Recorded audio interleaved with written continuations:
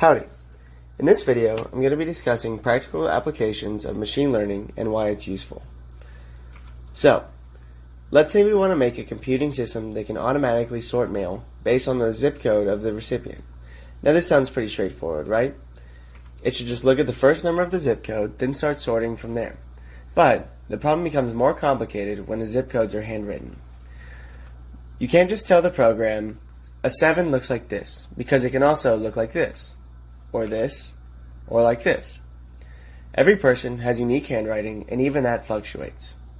Humans are typically quite good at solving simple dilemmas like this, but this can be a large obstacle for a machine to overcome.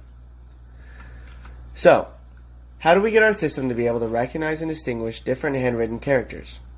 This is where machine learning can become an invaluable tool. So first, what is machine learning? Simply put, machine learning is the field of study that gives computers the capability to learn without being explicitly programmed.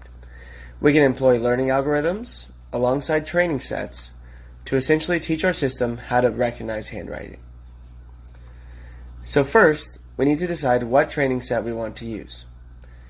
The United States National Institute of Science and Technology, or NIST, has a database of 60,000 labeled digits, each one being 400 pixels with 8-bit grayscale values.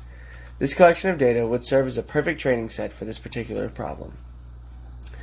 A harder decision for us to make is going to be which learning algorithm we should use. There are countless options to choose from, each with their own pros and cons. We could choose a simple learning algorithm like the 3 nearest neighbor classifier, which needs no training time, but this algorithm would have to store all 60,000 images in memory, it performs pretty slowly at runtime, and would probably give more errors than other algorithms we could choose from. Another learning algorithm we could use, or technique, is a neural network. So the first neural network machine was built in 1951 by Marvin Minsky and Dean Edmonds. And while there are many different types, a neural network is essentially a series of algorithms that tries to recognize relationships in data through a process that mimics the way the human brain works. Using a neural network for this problem would make the system run faster, be more accurate, and require less memory, but it could also require spending days or even weeks in training time.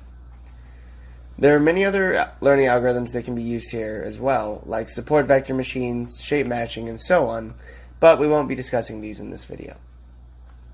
So, now let's assume for our problem that we have no deadline and are more concerned about the accuracy of our system, so we will use some type of neural network. Now that we've found the training set and the learning algorithm we'd like to use, we have all the tools necessary to teach our system how to identify handwritten characters. Though we've solved this problem, we can apply this concept of getting a computing system to teach itself in countless other areas, particularly where ambiguity can make the problems and solutions hard to define. For instance, you could use machine learning techniques to make a system that scans photos from a natural disaster to find its survivors. Or you could teach a system to diagnose patients using CT scan results. Machine learning has the potential to solve a vast array of problems in our day-to-day life, both large and small. Hopefully I've helped you to understand a little bit about these concepts. Thank you for watching.